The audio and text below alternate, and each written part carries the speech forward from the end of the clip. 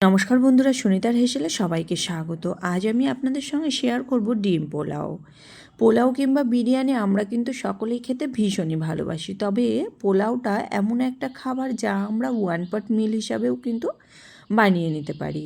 হাতে সময় খুব কম থাকলে চটজলদি কিছু বানিয়ে নিতে ইচ্ছা করলে এই ডিম পোলাওটি কিন্তু বানিয়ে নিতে পারেন। ঘরোয়া কিছু উপকরণ দিয়েই কিন্তু এই সুস্বাদু ডিম পোলাও খুব সহজেই বাড়িতে বানিয়ে নেওয়া যায়। চলুন তাহলে রেসিপিটি শুরু করা যাক।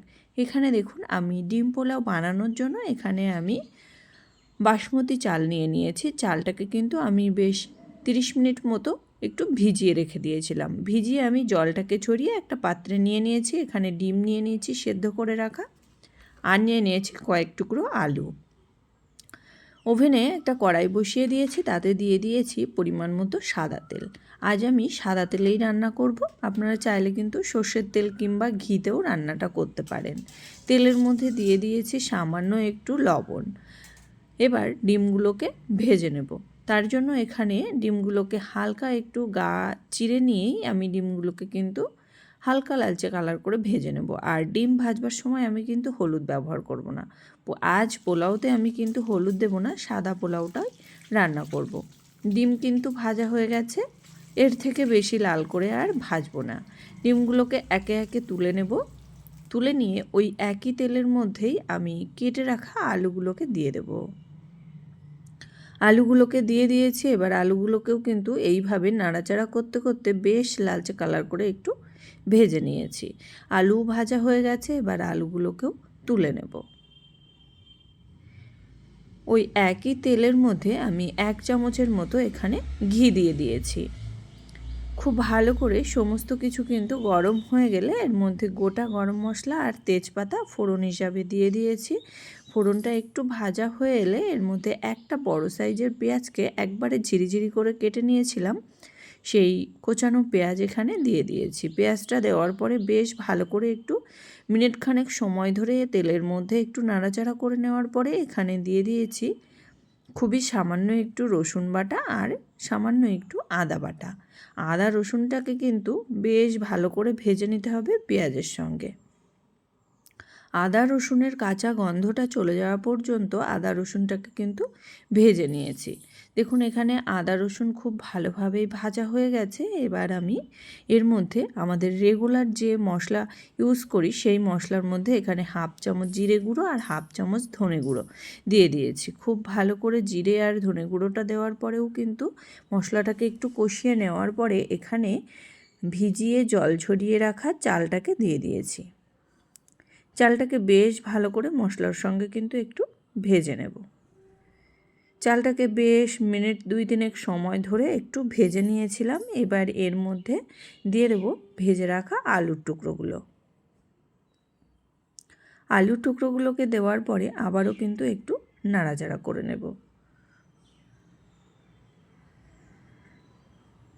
বেশ আরও মিনিটখানেক সময় ধরে একটু নাড়াচাড়া করে নিয়েছি। এবার দিয়ে দেবো এখানে পরিমাণ মতো জল।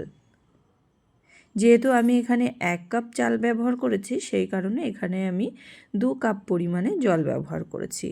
জলটা দেওয়ার পরে খুব ভালো করে মিশিয়ে নিয়ে এবার আমি এখানে স্বাদ অনুযায়ী লবণ দিয়ে দেবো, আর দিয়ে দেবো স্বাদ অনুযায়ী একটু চিনি, দিয়ে দেবো কয়েক টুকরো কাঁচা লঙ্কা।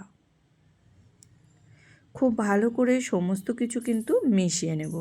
এবার একটা মিডিয়াম সাইজের টমেটো আমি 4 টুকরো করে নিয়েছিলাম, সেই টমেটোর টুকরোগুলোকেও কিন্তু দিয়ে দিয়েছি।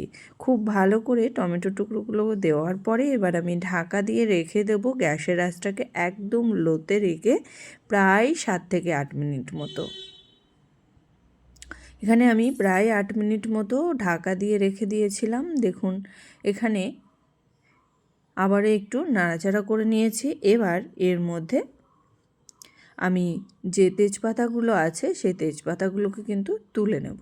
এতে কি হবে, ভাতটা কিন্তু আমাদের নাড়াচাড়া করতে সুবিধা হবে। আর এবার আমি ডিমগুলোকে দিয়ে দেব।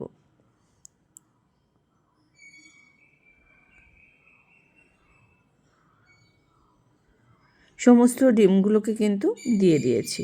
ডিমগুলো দেওয়ার পরে আর কিন্তু এখানে নাড়া দেব না। এবার আবারও ঢাকা দিয়ে রেখে দেবো প্রায় 5 থেকে 7 মিনিটের জন্য। ফিরে এলাম প্রায় 5 মিনিট পর। আবারও একটু মিশিয়ে নেব। আমি কিন্তু গ্যাসের আঁচটাকে একদম লোতে রেখেই রান্নাটা করছি।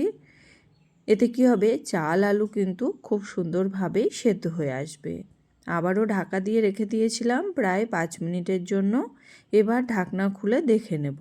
দেখুন আমাদের ডিম পোলাও কিন্তু একদম রেডি, আর একটুও কিন্তু জল নেই, পোলাও কিন্তু একদম ঝরঝরে হয়েছে। এই পোলাওটা ঠান্ডা হলে কিন্তু একবারেই ঝরঝরে হয়ে যাবে। এটাকে গরম গরম আমি পরিবেশন করব।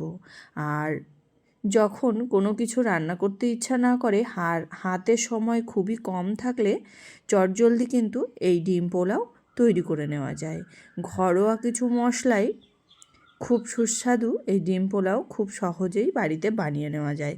তাহলে বন্ধুরা, আমার এই ডিম পোলাওয়ের রেসিপি আপনাদের কেমন লাগলো অবশ্যই কিন্তু কমেন্ট করে জানাবেন। যদি ভালো লেগে থাকে তাহলে একটা লাইক করবেন আর সাবস্ক্রাইব করে পাশে থাকার অনুরোধ রইল। আজকের মতো এই পর্যন্তই, আবার দেখা হবে নতুন কোনো রেসিপি নিয়ে।